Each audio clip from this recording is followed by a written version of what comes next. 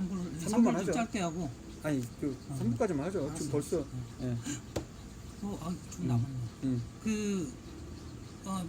명박이 낸 논문 중에 이 사람들이 요즘 핸드폰을 많이 쓰니까 그게 굉장히 네. 충격적인 이 암발생률을 높일 수 있다. 뭐 이렇게 핸드폰 전자파 때문에 그런 말씀하셨잖아요. 그렇죠.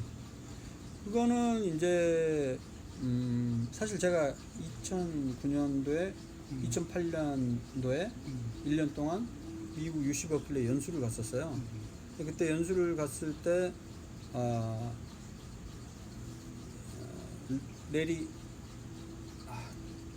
그 돌아가신 분 있어요. 그 멜빵 그 바지에 까만 뿔테 안경 쓰시는 할아버지. 레리킹 토크쇼가 있었잖아요. 라이브 쇼인가 그랬는데 그때 한참 그 인기 있는 프로그램에서 재밌어서 봤거든요. 물론 뭐 영어를 100% 이해하지 못하지만 한 뭐 60-70% 이상은 70% 내외 정도는 이해하니까 어떤 내용이 되는지는 자막도 나오니까 보니까 그때 주제가 이제 휴대전화 사용하면 뇌종양 위험성이 높아지냐에 대해서 의사들이 나와서 토론을 하는 거였어요. 관심이 그리고 재밌더라고요. 그래서 그걸 갖고 한번 메타 분석을 해봐야 되겠다. 그 당시에 이제 메타 분석 막 시작할 때라서 그래서 검색을 해보니까 휴대전화가 종양의 위험성에 대한 연구 결과가 꽤 많이 나와 있었더라고요. 근데 연구 결과마다 약간씩 다른 거예요. 그래서 제가 종합을 했죠.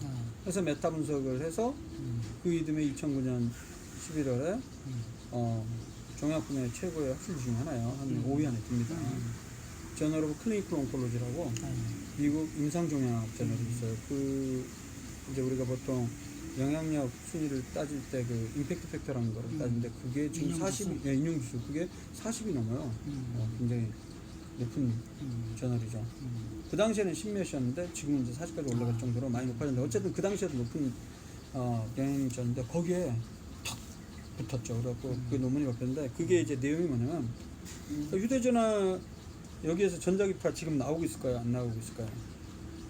나오고 있어요. 지금도 아주 미세하게 나오고 있어요. 미세하게 사용 안 하더라도.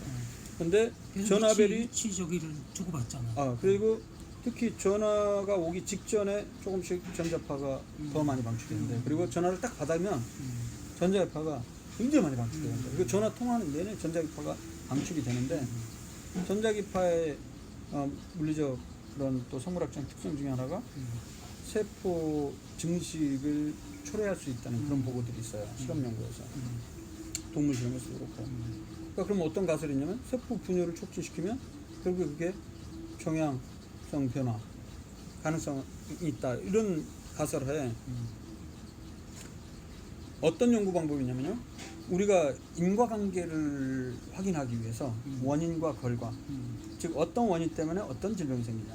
이를테면 폐암 같은 경우는 담배 피우면 폐암이 잘 생긴다는 우리가 너무나 잘 알고 있죠. 그럼 그런 의학적 지식은 어떤 연구를 통해서 확인할 수 있을까요? 연구를 해봐야 될 거 아니에요. 한쪽 사람들한테 막 담배를 많이 피우게 하고 한쪽 사람들은 담배 안 피우게 한 다음에 몇십 년 있다 봐야 돼? 그건 어렵죠. 윤리적으로. 그런 연구를 할 수가 없어요.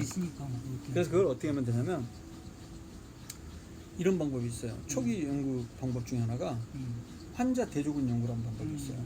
두 그룹을 만드는 거죠. 환자군 원래 담배 피는 사람과 아니요. 그게 아니고 환자군 종양 이를테면 뇌종양 환자 100명을 모아요.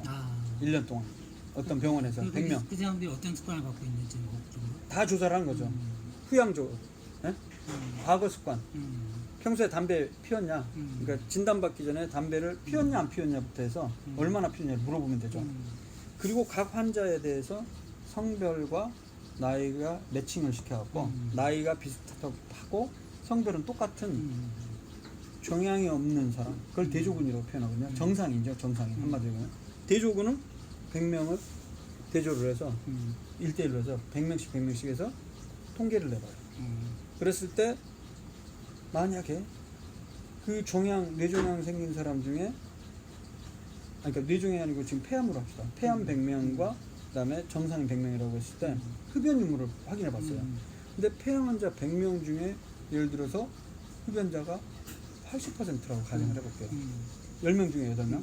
근데 폐암 없는 사람들은 일반 인구 집단으로 대표한다고 보면 돼요. 그 사람들은 40% 흡연자라고 생각을 해봐요. 그럼 그 비가 어떻게 돼요? 8대 4가 되잖아요, 대략. 즉 2배잖아요, 2배. 그렇게 연구하는 방법이 환자 대조군 연구예요. 그래서 종양 환자, 뇌종양 환자 100명 이를테면, 그리고 정상인 사람 100명에서 휴대전화를 평소에 얼마나 많이 사용했냐, 적게 사용했냐 물어보고 그 데이터를 갖고 비교를 해보는 거예요. 정상이랑. 그랬더니 결론적으로 개인 연구마다 다르지만 제가 그 환자 대조군 연구 23편을 합쳐보니까 그 합치는 걸 메타분석했는데 해보니까 뭐 17% 정도 높은 거로 나와요. 17%. 그러니까 휴대전화 사용 빈도가 종양군에서 더 높았다는 거예요. 17%. 그 얘기는 휴대전화 사용 자체가 다른 조건들을 다 보정하고 한 거예요. 했더니 그럼 위험성이 높다라는 거를 처음으로 제가 이제 전 세계적으로 거의 처음으로 문제 제기를 한 거죠. 그런데 한계가 있어요. 환자 대조군 연구라는 거는 연구 대상자들의 기억에 의존하기 때문에 좀 잘못된 기억으로 이야기를 할 수 있어요. 그걸 회상 편향이라고 얘기하거든요. 그래서 그럼 어떤 방법이 제일 좋으냐 이거죠. 지금 현재 딱 시점에서 담배 그러니까 휴대전화 자주 사용하는 사람과 자주 사용하는 사람을 10년, 20년을 경과 관찰을 하는 거예요. 그래서 휴대전화 사용 많이 안 하는 사람 중에서 뇌종양이 얼마나 나오는지 보고 휴대전화 자주 사용하는 사람에서 뇌종양이 얼마나 나오는지 그 비를 딱 보면 그게 1이면 차이가 없는 거고 만약에 1.5 이렇게 되면 50% 높은 거고 이렇게 할 수 있는데 그 연구들이 일부 나오는데 그 연구에서는 또 차이가 없는 거로 나오고 있어요. 그래서 결론을 말씀드리면 휴대전화 사용이 종양 위험성을 높이냐 환자 대조군 연구를 종합한 결과에서는 가능성이 있기 때문에 주의가 필요하다고 얘기하지만 그러나 이거는 확정된 게 아닙니다. 확정된 건 아니다. 좀 더 수준 높은 대규모 관찰 연구를 통해서 다시 한번 확인이 돼야 되는 상황이에요. 그러나 그게 되기 이전이라도 우리가 가능성들이 있기 때문에 휴대전화 사용을 가능하면 좀 줄이고 특히 이 전자파라는 게 귀에서 한 1인치, 2.5cm만 살짝 떼도 전자파 그 흡수율이 몇 배 이하로 뚝 떨어져요. 그래서 이제 유선 그래서 제일 좋은 거는 유선으로 쓰는 게 제일 좋고 그 줄이 있는 걸로. 그럼 무선은 어떠냐? 무선은 아직까지 그 블루투스 이런 게 어떤 악영향을 미치는지 아직은 연구 중에 잘 몰라요. 아직은. 어쨌든 가장 안전한 거는 줄이 있는 이어폰을 쓰는데 그게 힘들면 좀 떼면 돼요. 그래도 어느 정도 들리잖아. 한 2cm나 3cm만 떼도 되거든요. 그 정도고 그 다음에 뭐 움직이는 차 안에서는 기지국 찾느라고 더 많은 전자파를 방출하고요. 그 다음에 엘리베이터 안에서도 당연히 더 많은 전자파가 방출이 돼요. 이게 수신율을 높이기 위해서. 또 그런 것만 좀 어느 정도는 피하는 건 도움이 될 수 있어요.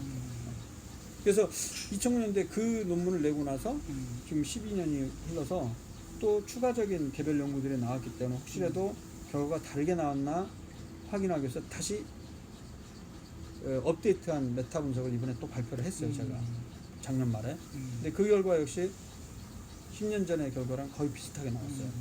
가능성 높습니다. 하지만 아까도 얘기했지만 이거는 논문이 제한적이에요. 환자 대조군 연구가 워낙에 제한적이기 때문에. 그럼 이건 딱 짧게